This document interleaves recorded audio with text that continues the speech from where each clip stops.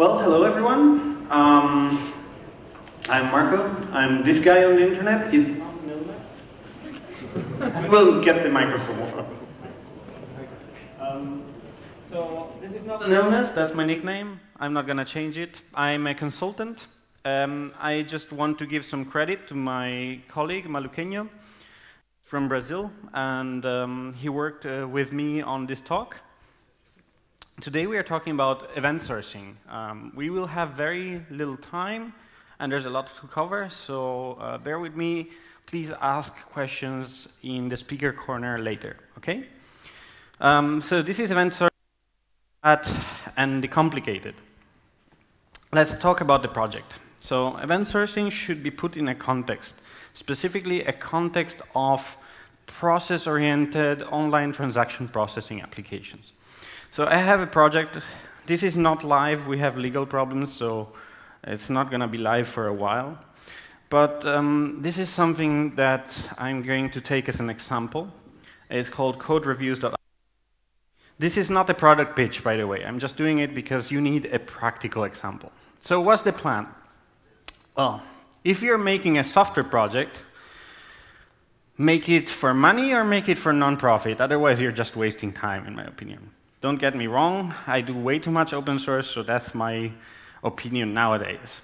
So, in general, is to make money. That seems like a good plan. The idea is simple. Somebody sends us some code, so a patch or something. We evaluate how big is this patch, how much do we have to do to review it. Then the client will pay for the review. Somebody will pay to get this code reviewed. Then this review goes to a public marketplace. People can apply to review that patch. And then somebody is picked from the list of people that applied. So I want to review this, and then you decide who is going to review it. Work will happen. So once you pick this person has to do the actual code review. And then payment is completed. And yeah, pretty much that's it. And we get a share of the money, of course. We're trying to make some money out of it, right? So the point is that these interactions, they happen in a chronological order. They happen in a very precise order, and they depend on each other. This is really important before you jump at this topic. And the other thing is that a lot of scenarios exist where things can go wrong. So people can bail out because they're unhappy with the price. It seems like the microphone dies every time I do this. I don't know. So unhappy with the price, or maybe they're unhappy with the people that applied to do the code review. They're unhappy with the review. Maybe somebody just got the code review and just said, oh yeah, I'm going to comment on all the code style changes. I mean, that's not a review. Don't do code reviews about code style. It's useless. There's tools for that. And there's external systems everywhere. So when you do this system, you don't build building everything or yourself. Build a massive application where the mail system and everything is just managed by you. Don't do that unless you're a corporate company and you can burn money. I mean, that's what corporate means. It means burning money. So we are talking with GitHub, which means you have sources and the reviews are happening on GitHub. And as you know, GitHub happens to be offline a few times a month. So that's how it is. Then we talk to Fabricator, and you are doing the reviews there, and Fabricator has to be hosted, and things can go wrong there.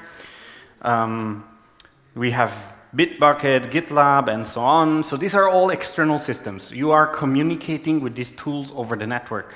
Things can go wrong. And then there's Stripe. This is big. But Stripe is the payment gateway. If this goes offline for whatever reason, you got a problem. You're not getting money. And people are getting angry.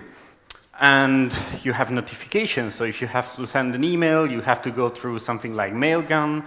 And Mailgun is under DDoS every week or so. So you will have problems there. To be honest, this doesn't look like yeah, a very happy path. There's so much stuff that can go wrong. And with a team of 2 developers, that's a lot of work. So honestly, don't do this unless you know exactly how you're going to deal with failures. It's a lot of work, and if you just say, oh yeah, failures are okay, you're going to have a bad time. But I and my apprentice and my colleague decided to go on and explore these patterns that we discovered after we said, yes, this can work. So we found out, okay, yeah, this stuff can work if we apply it correctly.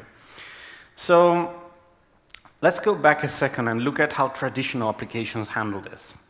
In a traditional application, you have the typical scenario of a business transaction. A business transaction usually starts with an actual database transaction, so there's some locking, some actual serialized transaction going on. After that, you initialize the business logic. So there's going to be some call to a service layer. The service layer is going to do things. Then internally, things happen. This usually means that there's an ORM. So every 2 seconds, so you have the ORM that is computing some changes. There is going to be database records that change, and you want to save those changes. And what will happen then is that the database just throws the changes at the ORM just throws the changes at the database, and at the end you got the final state of the application. Yeah. Okay, I mean, regardless of this, can anybody see a problem here? Everything here happened behind a wall. We don't see what happened. So who was it? Why? In which order were these people killed? Are they dead? Who, well, I mean, why did these people initiate the transaction? I mean, that's the problem. So, and every sufficiently complex application will reach this kind of complexity where you don't know why things are happening and why people are dying, okay? No, okay, people don't die because of your application, but honestly, bad things happen. And event sourcing is kind of a solution for this. So, what I want to ask here is, how many here have heard of event sourcing? How many use it? 2, 3, 4. That's impressive, all right, that's good. So, in event sourcing, we don't save the final state. We save the consequences of our actions. So we do something, something happened, we save that something happened. That's what we save. So the problem is that in the real world, shit happens, and you have to deal with it. So in the real world, things move, things happen that you can't deal with. So for example, you get the fine, your warehouse is on fire, people refund your payment without you knowing about it in your application, support gets requests that they cannot handle because your application is not able to handle those. You don't have access to the database from support. And don't give your support team access to the database. It's a bad idea. Especially not the production database. It's a security violation. In event sourcing, the real world is composed by things that happen. So what you can do is you can import these events and make them part of your system, and you can design against them. And the other thing that happens is that when you get an event, you can react to it. So you can listen to events. So when you combine this with CQRS, which is another architectural pattern here, and you shoot commands every time an event is fired, you basically get a very, very stable application that does things when you tell it to do them. So when the application receives a command, it will receive it, it will deal with it. It will try executing it until it gives up, and usually it doesn't give up. It always gets the job done. So if you have a technical failure, such as Stripe is offline, GitHub is offline, Mailgun is offline, and maybe the universe is collapsing, it will still try doing things, which is kind of cool. And on the other side, we also have a lot of differences in how we map applications. So instead of focusing on how to design the state of the application, you remember you don't save state, we save consequences. Now that we moved from saving state to consequences, we can start mapping what things happen in our application instead of what things are in our application. There is a fantastic technique invented by this crazy guy. It's another crazy Italian guy, Alberto Brandolini. And he has designed this thing called event storming. Well, designed. He kind of like figured out that it's a really cool technique. So what you do is you take business people, developers, and the person that prevents them from killing each other, put them together in a room, and then at the end of the day, you don't have a database schema, you have a map of everything that can happen in an application, or at least something that goes very close to it. And if you take that schema of everything that can happen in the application and put it into code, you get a production-ready application, or kind of. Very, very close to that. And this technique is formalized a bit more than what I'm talking about here, but it's really cool. We are moving away from UML, we're moving away from entity relation diagrams, we're moving away from monolithic databases, and we're moving to instead mapping things that happen. This is language that we understand as developers, and it's language that business understands, and this is really, really powerful. So, we can map external systems with it, so we know things happen outside our application. What things can happen, we can just put them on our diagram. We can map uncontrollable events, things we don't have control upon. What if an asteroid hits the planet? We can't control it, but maybe there's a business use case for it. I don't know. And you can time sequence things, so you know which things happen first and which things happen next, and which things are correlated with each other. So that's the good part. So event sourcing, so far, looks like a silver bullet. It is not, like pretty much any coding practice. Remember, once you wrote it, it's legacy. So now let's get to the ugly part. The ugly part is the code. I mean, this is a PHP conference, so we are all used to ugly code, right? Let's start with something simple, events. So this is kind of hard to read. I tried to find a better font, and honestly, just don't write your slides with React.js. It's a bad idea. So an event is a class. In my system, we use classes because it's an object-oriented language, or at least it tries to, but effectively this is more like a data structure. So this is a user provided a pull request to be reviewed. So a user gave us a pull request to be reviewed. That is an event. It's a point in time. Something happened, we gave it a name, and we assigned some data to it. So it has a user ID, it has pull request, it has a private access token and a code review ID. So that's kind of how you form it. And that's pretty much it. There's nothing more. So an event is a data structure. Who fires an event? In our little object-oriented world, we are used to working with objects. So what we usually do is we create a concept called an aggregate root. An aggregate root is a wall between your application code, which means your framework, your controller, your technical layer, which is just gluing together HTTP or UI interactions with the business logic. So the aggregate is the wall between the business logic and the external world. So the aggregate root is pretty much like an entity, is the subject of our interaction. So we are going more into DDD world than event sourcing. But that's pretty much it. In this case, this is how my aggregate looks. An aggregate is a class code review, extends aggregate root. And it has an identifier, so it behaves like an entity. It has some state. The interesting part of this is that state is transient.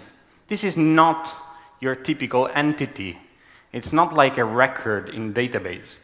You don't save and load these fields. Instead, it has these fields, and they are all transient, which means that they change constantly, but they have nothing to do with the database. They're not going to be saved. There's a lot of these fields, because this is practically moving around, like state continuously changes, and you can do and do not things depending on what happened before. What is interesting is how this thing is built. So I made this up as an example just to make it understandable. But you build it from events. So this is a public static function from events. It's the named constructor for this aggregate. And it returns an instance of the aggregate. So you create the object. And then you create it from the events. So you see for every event given in as a parameter, we are going to loop over this. We are going to increment the version of our aggregate. So this means that the events happen in a sequence. So it's behaving like a stack, where every version is a new entry in the stack. And we replay an event. Replaying an event means that we take this event and set the state of the aggregate so that it reflects the change that comes from this event. And then the replay effectively sets the state of our aggregate. So this is brutal, but it's simple to understand. So we replay if the event is an instance of user provided a pull request to be reviewed. So somebody asked us to start a review, then we're going to set the ID, the reviewee, the pull request, the access token. If the event is an instance of cost estimate provided, then we are going to set the cost estimate, and so on and so forth. From the outside, you don't see these events. So this thing looks exactly like an entity that you're used to seeing in the typical ORM-oriented world. So it looks like a database record. It's not. It's just a stack of events inside. What you do is, at the end of a business interaction, you can pop the recorded events. So you can ask, give me everything that was produced in this business interaction. Give me all the events that were produced.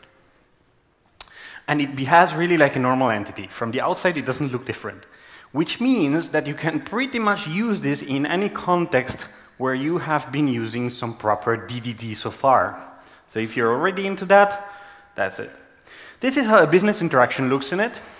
So we have this named constructor here. We are creating it from a pull request. So we have a user ID, pull request, private access token. We create the instance. What is interesting is that you see we are not setting any field on this object. We are not setting any state. What we do is we record an event. So user provided a pull request to be reviewed. So we raise this particular event. That's really interesting. So raising this event will then cause the state to be replayed, because when we record an event, we increment the version, and then we push it to the recorded events, and we replay the event. Remember that replay? That will set the state of our object. So we just keep adding events to our object. It's just raising the amount of items in the stack. And yeah, this will just set the internal state. So it looks like typical entities. At the end of the day, it's just a huge stack of events internally. It's not really hard to understand. It's just difficult to make it work the first time. So your repository implementation changes. The outside API looks exactly the same. So if anybody recognizes this is just a state machine. Anybody remember this thing? Anybody hate this? I hate this. It's terrible. It's a mess to code and to test and to write business logic around it, but that's what an aggregate does. So you have movements around the state, and every arrow around the schema is just an event, something that happened, and it's moving you around the graph. Who calls the aggregate? The aggregate is usually called from the application layer, and the application layer is, in a CQRS application, usually what we call a command handler. A typical command handler looks like this. We have a code review, which is code reviews, which is a repository find by some request identifier. Then we ask, do something with the code review. Just do something with it. So we do some business interaction. This business interaction doesn't respond with anything. It just does or does not what it's asked to do. And then we store it. This is the typical business interaction of an aggregate. So we load it, we do some business logic, we store the recorded events. That's it. And this usually happens in a command handler, which means that it will look something like this. This is handle request pull request review. So somebody sent us a request pull request review command, and we will handle it. It's just a class. It doesn't have any interface. It doesn't need any. It has a constructor, usually the repository for the aggregates. Yeah, sorry for the colors here. And then it behaves like a function. So we receive the command, and then effectively all we do is we tell the repository, store this new code review that we are creating. So it's simple. This is looking pretty much like normal DDD applications. What is interesting is that any of these events, when we ask the repository to store something, this repository will save stuff. When we ask the repository to store the entity, these events will be saved in the database. So it will extract the new events from the aggregate, store them into the database, and these events will land into a thing called the event stream. It's called the event stream because you can downstream listen to stuff that happens. So you can react to these events. It's like an event manager, right? Doctrine event manager, Symfony event manager, Zen Framework event manager, it's that stuff. The only difference is that all these event managers that I mentioned are like the JavaScript ones, where you can stop propagation and stop the event from bubbling up. Here it just happens. You can't stop it. Once an event is fired, that's it. So you can loop also through past events. So you have a list of everything that happened in the history. You can loop over it and reconstruct state. That's really powerful, which means that you can reconstruct any kind of state from it. It is an immutable data structure, which means that any state that is produced from past events, you don't need to redo it. If you have it, you can rely on it, because you can cache it. Since it's in the past and it's not changing, you can cache it forever. You can make as many copies as you want. You can cache it indefinitely. There means no time to leave on any cache entry, which is amazing. And you can build projectors. A projector is a function that takes some events and produces some state. And it usually takes the list of events and writes to a database, such as how many users are registered to my website, or who is allowed to log in. For example, only the people that confirm their email. Only those people can log in, so I have in the table of users that can log in, I only have those users. So let's record the send pull request in our database. So we want to have a table of everything that got sent to our application. Also here, no magic. Register new reviews in statuses table. Effectively, all we are doing is we are executing a query that copies from the event store to another table. This is a brutally simple function. There are problems with it, but I just wanted to make it simple to understand. It has a constructor as dependency, and it behaves like, as a function. So we receive an event, something happened here, and then we do a database insert. We insert into review statuses, and we do an insert with the information from the event. That's it. There's nothing more to it. So it's really just inserting data. This is just an example, of course. There are more intelligent ways of doing it, and I would suggest not doing these things in PHP. Do them in raw SQL, do them with the ETL process, and so on. And then there's process managers. Process managers are like event listeners. The difference is that we don't call them event listeners, because an event listener is a conflated term. It's used too much in frameworks, so we call them process managers. What they do is they take events and they do something else. So when a user registers, send the user confirmation email. When a product is purchased, start the shipment, and so on. If this, then that. That's relatively simple. So it takes events and fires commands. So it feeds the loop. So when a pull request is submitted, we need to analyze it. So we start with analyze incoming pull request. It has a constructor. Here we accept the command bus, which is just a function. You see that everything is starting to become just a function?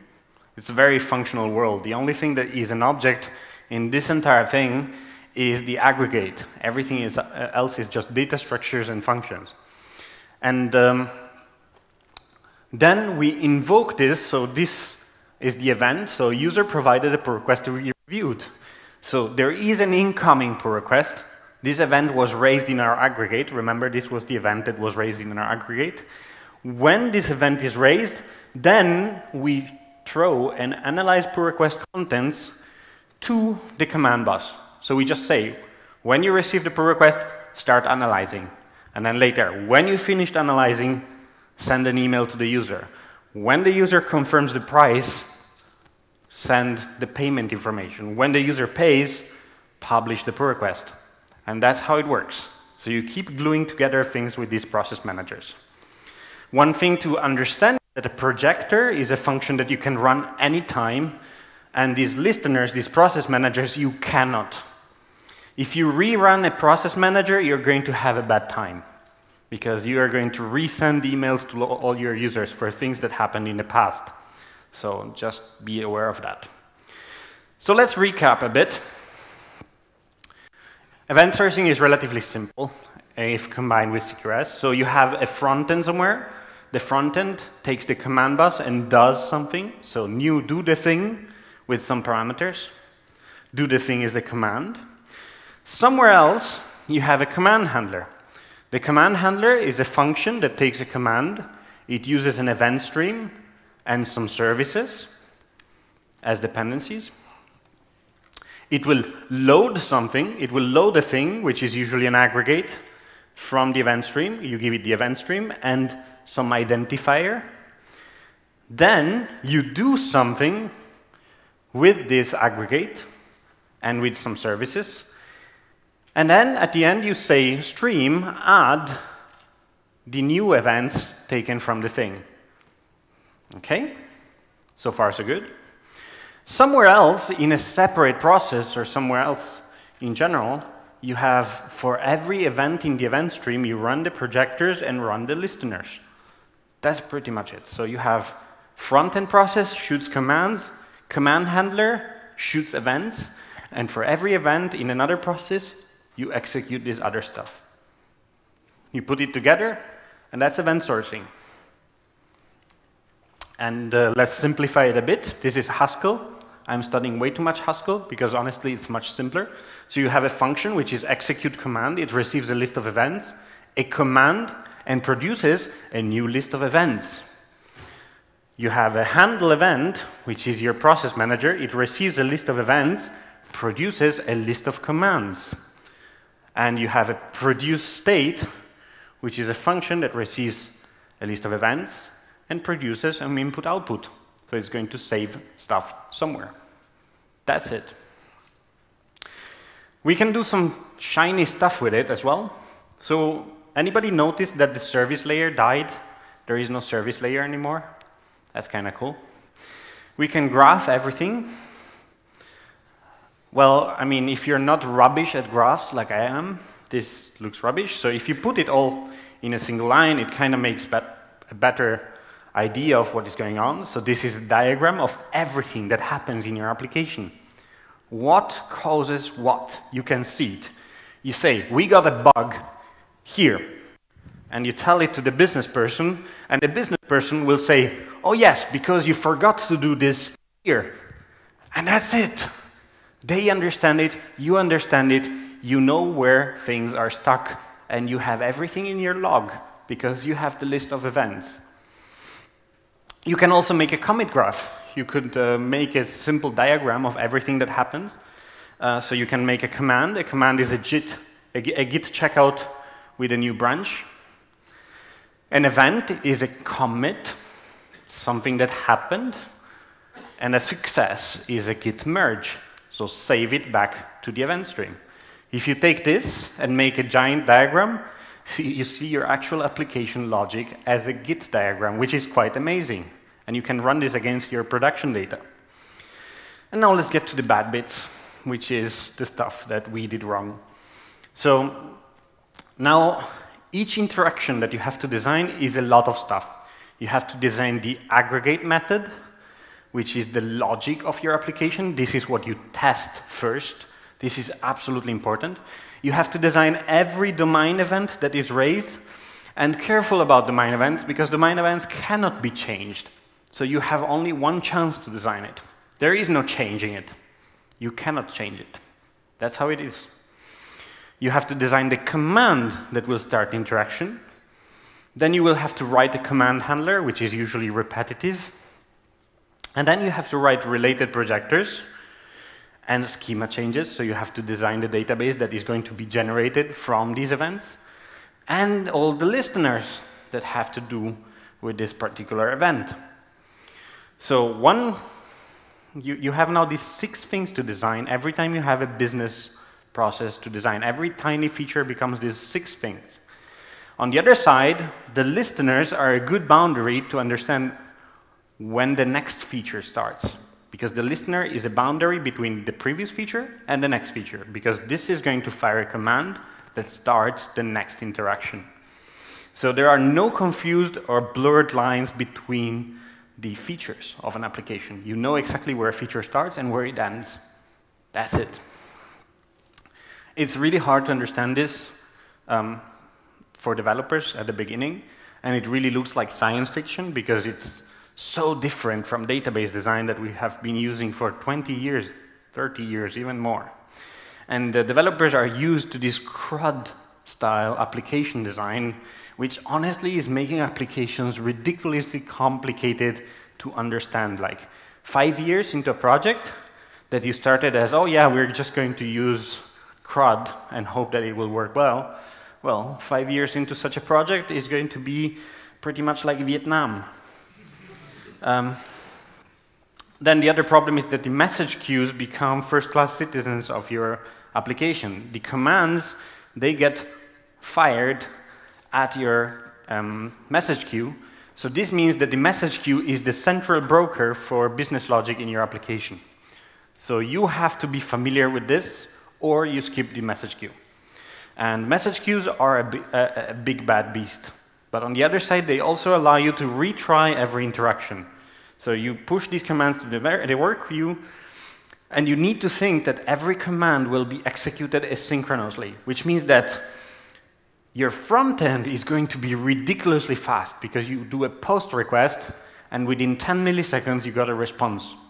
That's very fast. I mean, yes, 10 milliseconds. Is anybody here a game designer and is laughing at it? I mean, 10 milliseconds is a lot of milliseconds.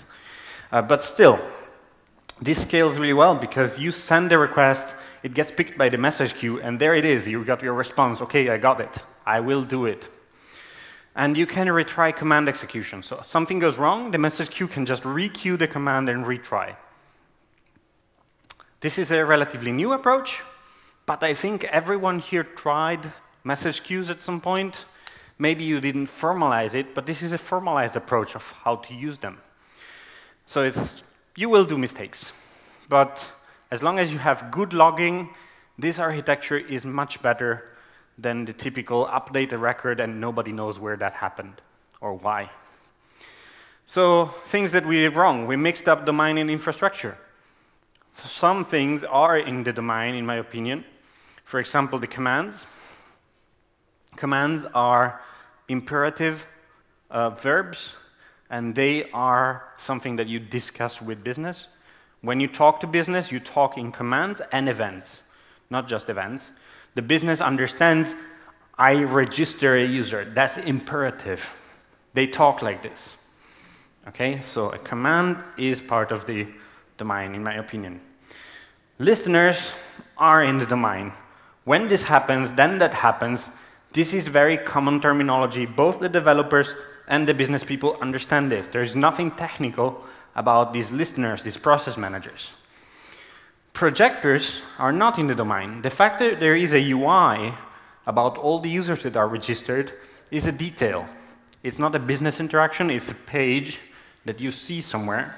And this state, these tables, these caches, Redis, Cassandra, MySQL, Postgres, the business doesn't care. It's a detail. They don't care about how fast your database is, just make it work. That's what they want. Other things we did wrong, fat events. You have an event with 20 fields, like updated user, you're going to have a problem. Because every time you have to add or remove or change a field, you will have some problems because you cannot change events. Events are persistent and they're forever.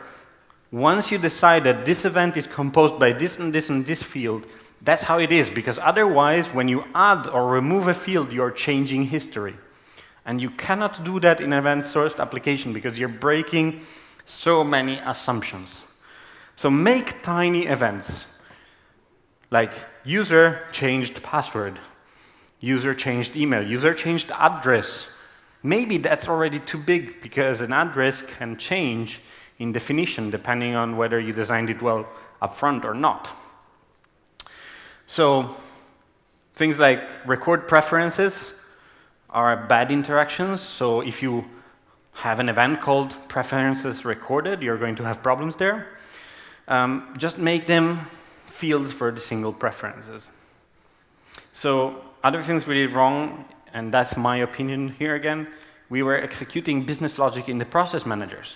The process managers, they kind of break transactional integrity. They just should take an event and shoot the next command into the system. And it also scales really bad. If you execute business logic in the process manager, it means that every event that comes in may execute some logic and fire more events that execute more logic, that fire more events that execute more logic. So you are effectively DDoSing yourself. You're really hitting your system bad. So you have race conditions, you have optimistic locking issues, and so on. So execute commands instead. So I have to speed up here. So other things we did wrong, executing business logic outside the aggregate. The aggregate is responsible for the business logic in your application. Do business logic just in there. So don't execute more than one method call per command handler because you're going to have a problem there because you're doing more business logic outside the aggregate. The aggregate is responsible just for consistency, so don't ask it for stuff, just tell it, do this, and the aggregate can say no. That's all it can do. Or it will produce events. Asking things to the aggregate means that your aggregate couples to the view layer, and you're going to have problems there too. Because you cannot change business logic because you're now relying on the state of the aggregate rather than its behavior. So it should be like a black box. No answers, only events produced, that's all. Right. A few suggestions. Use boring technology. I personally, on this project, I use Postgres and only Postgres. Yes, I also use it as a message queue. Don't kill me. We don't have scalability issues. If I have scalability issues on a project like this, then I'm already rich because there's so many people sending me money. And then I can hire somebody to maintain a message queue. So you just use Postgres. We use transactions. Transactions have been around for 40 years. Use them. They're amazing. They work. It has JSONB support, which means that events can be saved without problems. And also don't focus so much on the performance, because this application will just scale by the fact that we split command execution in workers. So the command system handles that. The CQRS system makes it snappy for the user. Every interaction feels like it executes immediately. So some things also can be queried directly in the stream. You don't need to make a projection for it all the time. The other thing I wanted to finish here is please think about your use case scenario. Use such a system event sourcing only when you have a system that matches the design of event sourcing. So you have to have a process-oriented application. Otherwise, it's more complicated than it actually is. Спасибо.